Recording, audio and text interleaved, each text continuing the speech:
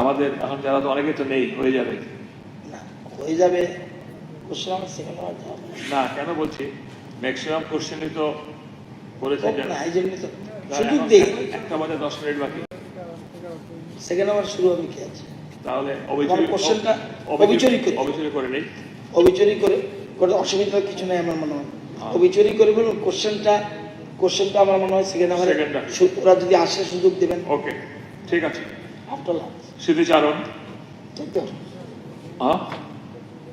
মাননীয় সদস্যগণ, আজকের কার্যসূচিতে 3টি স্মৃতিচারণের বিষয় উল্লেখ রয়েছে।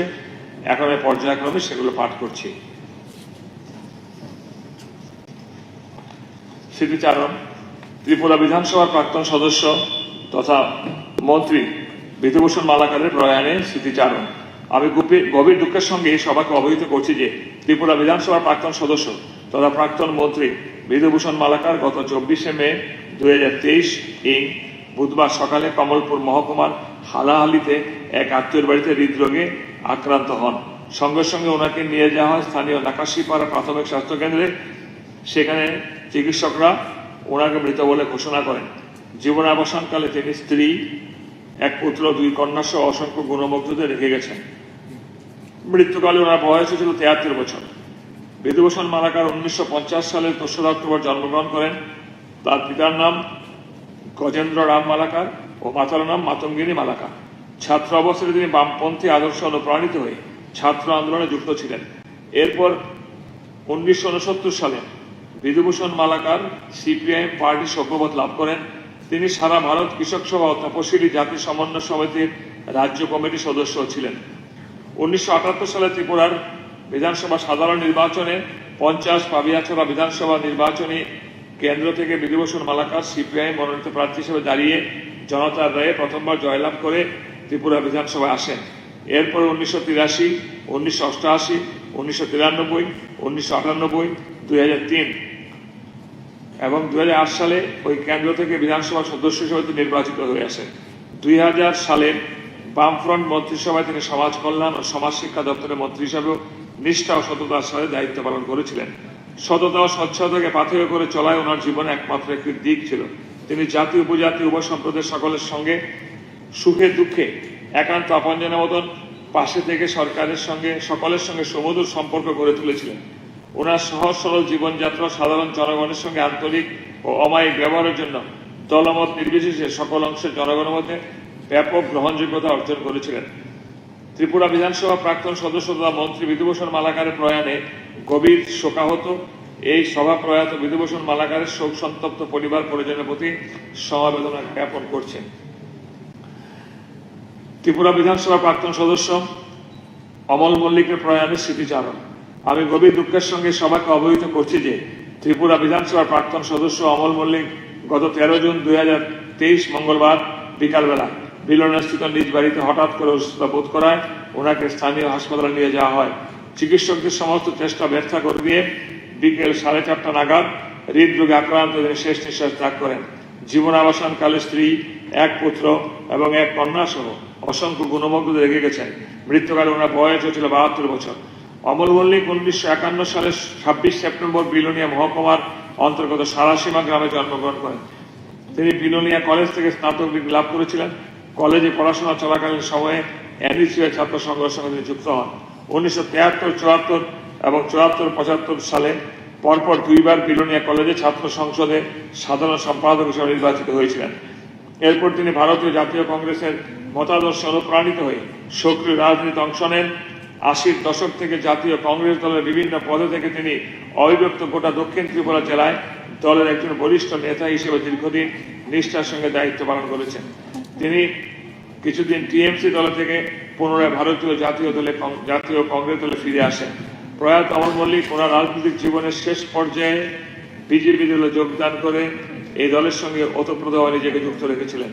অমল মল্লিক 1988 এবং 1993 সালে ত্রিপুরা বিধানসভা নির্বাচনে বিলোনিয়া বিধানসভা নির্বাচনী কেন্দ্র থেকে জাতীয় কংগ্রেসে দলের প্রার্থী হিসাবে পরপর 2 বার জয়লাভ করেন। তিনি ত্রিপুরা রাজনীতিতে এক অনন্য ব্যক্তিত্ব সম্পন্ন জনদরদী মানুষ ছিলেন। বিধায়ক হিসাবে বিধানসভায় তিনি জনস্বার্থ বিষয়গুলো সম্পর্কে অত্যন্ত সচেতন ভাবে পরিষদীয় দায়িত্ব পালন করে সংশ্লিষ্ট সকল আপনজন হয়ে উঠেছিলেন।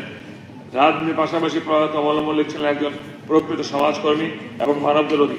জীবনের শেষ দিন পর্যন্ত একজন সমাজকর্মী হিসাবে মানব সেবায় নিজেকে যুক্ত রেখেছিলেন।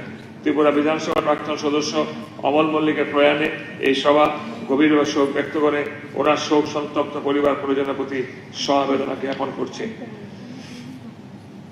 স্মৃতিচারণ। রাজ্যের প্রথম পদ্মশ্রী পুরস্কার প্রাপ্ত তথা বিশিষ্ট প্রশাসক ও প্রাক্তন আইএএস আধিকারিক হিমাংশু মোহন চৌধুরীর প্রয়াণের স্মৃতিচারণ। আমি গভীর দুঃখের সঙ্গে সবাকে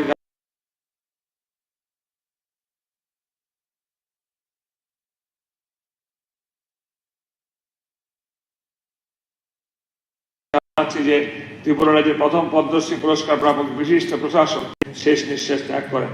মৃত্যুকালে ওনার বয়স হয়েছিল 83 বছর। মৃত্যুকালে তিনি 2 কন্যা সহ জামাতা, নাতি নাতনি সহ বহু আত্মীয় পরিজন ও গুণমুগ্ধ রেখে গেছেন। উল্লেখ্য, বছর 3 পূর্বে ওনার স্ত্রী তথা বিজয় কুমার স্কুলের শিক্ষিকা দীপালি চৌধুরী প্রয়াত হয়েছিলেন। হিমাংশু মোহন চৌধুরী জন্ম 1940 সালের 6 সেপ্টেম্বর। ওনার বাবা শশী মোহন চৌধুরী রাজ্যের একজন স্বনামধন্য চিকিৎসক ছিলেন। হিমাংশু মোহন চৌধুরী আগরতলার উমাকান্ত স্কুলে পড়াশোনা করেছিলেন। এরপর তিনি কলকাতা আশুতোষ কলেজ থেকে সফলতার সঙ্গে স্নাতক ডিগ্রি লাভ করেন। অত্যন্ত মেধাবী Himanshu Mohan Chowdhury all India civil service পরীক্ষায় বসে শেখানো সফলতার সঙ্গে উত্তীর্ণ হয়ে আইএএস অফিসার হিসাবে সরকারি চাকরি যোগদান করেন। আইএএস অফিসার হিসাবে তিনি কর্মজীবনে বিভিন্ন দপ্তরের উচ্চ পদে আসীন থাকার পাশাপাশি কেন্দ্রীয় সরকারের অর্থ দপ্তরে অতিরিক্ত সচিব সহ একাধিক উচ্চ পদের অত্যন্ত দক্ষতার সঙ্গে প্রশাসনিক কার্য সম্পাদন করে গিয়েছেন। 2000 সালে তিনি কর্মজীবন থেকে স্বাভাবিক নিয়মে অবসর গ্রহণ করেছিলেন। 1971 সালে তিনি সোনামুড়া মহকুমা শাসক হিসেবে দায়িত্বে ছিলেন। ওই সময় তদানীন্তন তিনি পূর্ব পাকিস্তান স্বাধীন বাংলাদেশ গঠনের লক্ষ্যে মুক্তিযুদ্ধ চলাকালীন পাক সেনাদের বর্বরচিত হামলার শিকার হয়ে ভারতে আগত লক্ষ লক্ষ শরণার্থীদের একটি বিরাট অংশ সোনামুড়া মহকুমা এসে আশ্রয় নিয়েছিল। প্রশাসনিক দায়িত্ব কর্তব্য পালনের উদ্দেশ্যে হিমাংশু মোহন চৌধুরী মহকুমা শাসক হিসাবে ভারতে আগত ওই সকল শরণার্থীদের ত্রাণ, আশ্রয়, চিকিৎসা সহ অত্যাবশ্যক বিভিন্ন ধরনের সহায়তা প্রদানের এক উজ্জ্বল দৃষ্টান্ত রেখেছিলেন। শরণার্থীদের প্রতি ওনার উদারচেতা মনোভাব আজও ইন্দো বাংলা উপদেশের মানুষের মনের স্মৃতিকোঠায় অম্লান হয়ে রয়েছে। যুদ্ধকালীন সময়ে প্রশাসনিক দক্ষতা ও ওই সকল শরণার্থীদের প্রতি তার অসামান্য অবদানের জন্য ভারত সরকার 1972 সালে হিমাংশু মোহন চৌধুরীকে পদ্মশ্রী পুরস্কারে সম্মানিত করেছিলেন। তিনি রাজ্যে প্রথম ব্যক্তি যাকে ভারত সরকার প্রশাসনিক কর্মদক্ষতা ও নৈপুণ্যতার স্বীকৃতি স্বরূপ এই পুরস্কার দিয়েছিল। বাংলাদেশ থেকে আগত বিপদগ্রস্ত শরণার্থীদের প্রতি ওনার অসাধারণ অবদানের জন্য বাংলাদেশ সরকার 2013 সালে বাংলাদেশ শ্রেষ্ঠ সম্মান আউটস্ট্যান্ডিং ফ্রেন্ড অব বাংলাদেশ তথা বাংলাদেশের অসামান্য বন্ধু হিসাবে সম্মানে ভূষিত করেছিলেন। ত্রিপুরা বিধানসভা রাজ্যের কৃতি সন্তান হিমাংশু মোহন চৌধুরীর প্রয়াণে গভীর শোক ব্যক্ত করে বিধি আত্মার চিরশান্তি কামনা করছে। এর পাশাপাশি ওনার শোক সন্তপ্ত পরিবার পরিজনের প্রতি গভীর সমবেদনা ব্যক্ত করছে। এখন আমি ত্রিপুরা বিধানসভার প্রাক্তন মন্ত্রী বিধুভূষণ মালাকার মহোদয়, প্রাক্তন বিধায়ক অমল মল্লিক মহোদয় এবং ত্রিপুরার প্রথম পদ্মশ্রী প্রাপক হিমাংশু চৌধুরী মহোদয়ের স্মৃতির প্রতি শ্রদ্ধার্ঘ নিবেদনের জন্য সভার উপস্থিত সকলকে 2 মিনিট দাঁড়িয়ে মৌনতা পালনের জন্য অনুরোধ রাখছি।